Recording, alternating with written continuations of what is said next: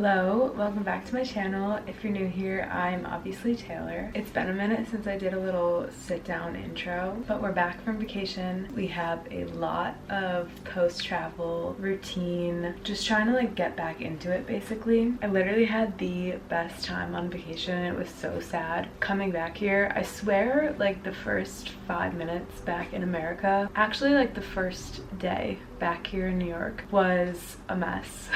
That's when all of the problems started happening, so I'll just take that as my sign to just keep traveling, because that's what I'm seeing is when I come back home problems start arising. Let's walk through my post-travel routine and post-travel sort of week in my life, because it's a little blend of everything I did. My every night and day skincare literally does not change, but one thing I just started using the past 2 months so I can try it out and see if it works are these Medicube. They're just pore pads, but I use them every night as kind of an exfoliator, and you just rub them on your skin kind of all over your face to exfoliate, and it's supposed to help, I think, minimize pores. And then I just take the other side that I didn't exfoliate my face with and kind of give it a little swipe and then go on my neck. And then I just go in with the Summer Fridays face oil. The pads make my face sticky, so when I put this on, it's smooth.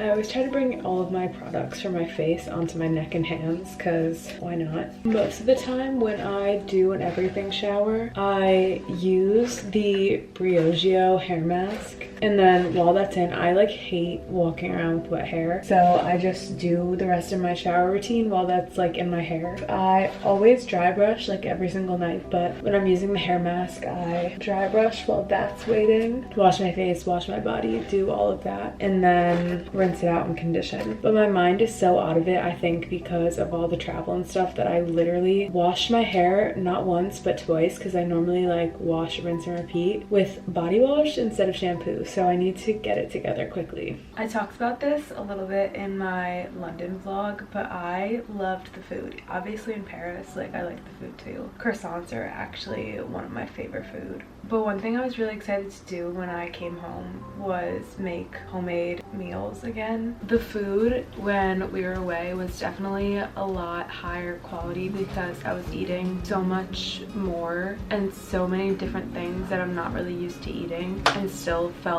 better than ever. I wasn't even working out, and I feel that coming back. I feel the certain types of foods that I eat really take a toll on my body here. So I'm excited to get back into cooking and trying new recipes. One thing I really want to start incorporating, and not so much for meals but more so snacks and juices, is sort of meal prepping these things ahead of time so I have them and I can choose that option if I'm feeling lazy or a little bit hungrier throughout the day. I used to make juices a lot last summer, so I want to start getting back into that since the weather's warmer. I know people came at me on the celery juice video I posted because I took all the fiber out of it, but I don't want to be sipping on celery pulp, so I do try to leave some of it in there, but I just can't have a mouthful of that.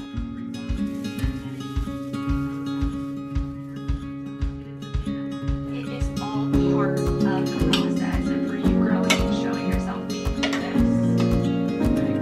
My furniture upstairs.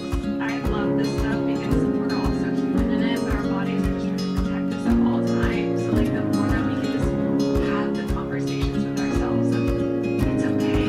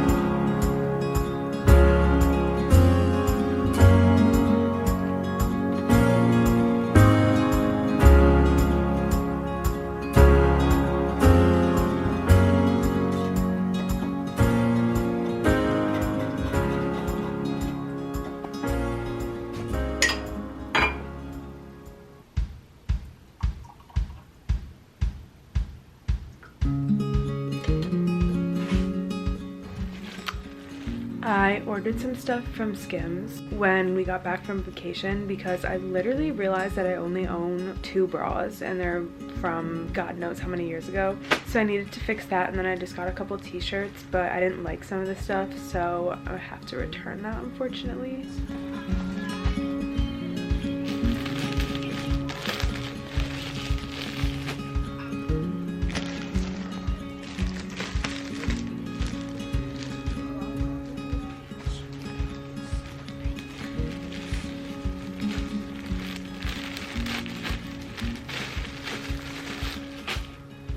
The post office is like a 30-ish minute walk from me, so we're gonna do that today. I also got new activewear sets because I haven't in like a really long time, but they're both from Form. I just got this light blue set with this layered bra, which I actually have in red, and like I love it so much. And then I just got a navy set. I like that the bras are padded.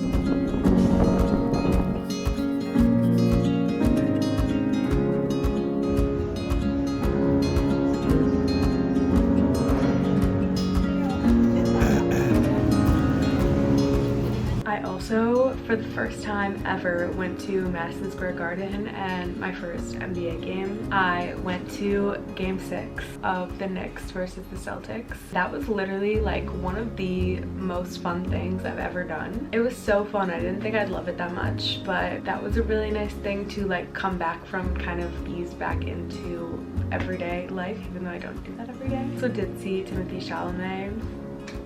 But I think doing something like the Knicks game is a good reminder that I don't have to only do new or exciting things when I'm traveling. So it's a way to kind of like remind myself that there is a little bit of magic, a little bit of new experience, and a little bit of fun in everyday life.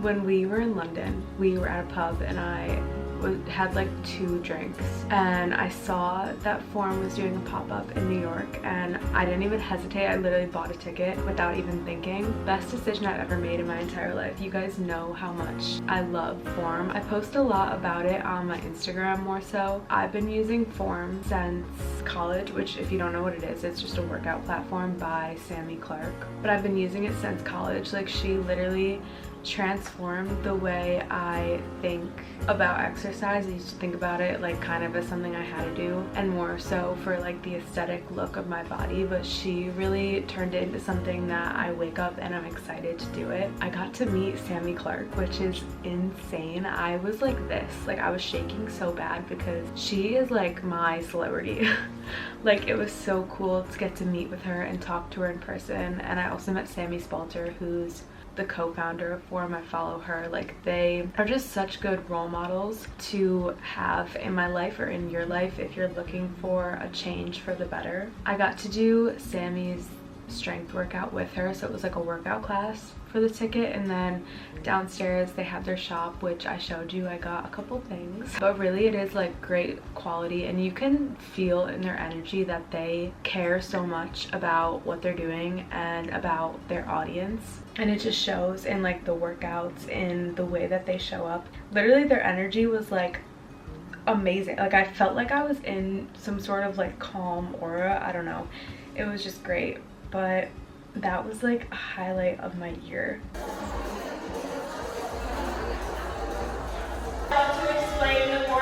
And I also really wanted to go to Jay Shetty's live show, but I just ended up being like too wiped out, so I didn't buy a ticket.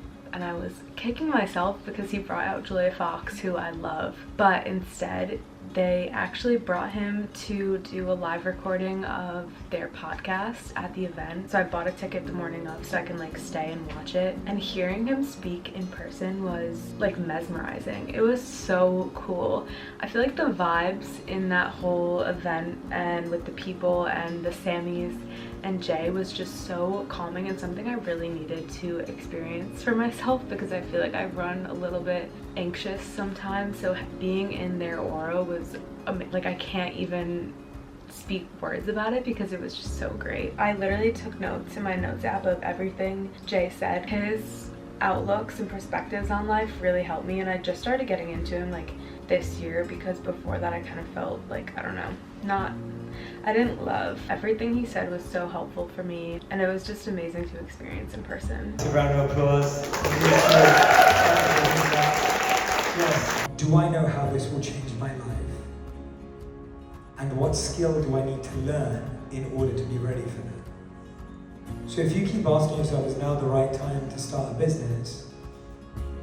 You're gonna come up with a reason like the economy is not great right now, it's really saturated right now. I remember when I was starting On Purpose, everyone told me the podcast industry was saturated. It's 2019. And they said, don't do it, it's a waste of time. People are saying the same thing today to people. People are gonna say the same thing in 5 years' time. And so you can keep looking for that external answer, but if you ask yourself, do I know how it's gonna change my life? And what skill, what habit, what practice have I not developed yet that will help me do that well? And all of a sudden, now it's not a timing question, now it's a growth question. But after all that amazing stuff, one of the best feelings about being home is just being able to get back into routine that makes me feel good, whether that's cooking whole foods, going on walks, doing my form workouts literally right here on my floor, having like little sweet treats at home, going back to the theaters and getting to see films that I've been wanting to see, just kind of like immersing myself in art, self-care. I even got invited to do a robot massage, which sounds so weird, but it was actually really relaxing. But I'm excited to be home and just kind of focus on myself, but also keep in the back of my head that reminder that it's okay and necessary and good for you to get out of routine and to be able to play in life, whatever that looks like for you. Some people might think it's creating, some people might be able to play in social settings or play alone in your room, painting or listening to music or writing or reading. Whatever that means to you, just allow yourself to be able to enjoy life, because I think at the end of the day, that's the most important part. So if you're doing something in your daily life that isn't enjoyable, try and find a way to cut it out or include joy. With that being said, we'll end it here, and thanks for watching. I will see you in the next one. Bye.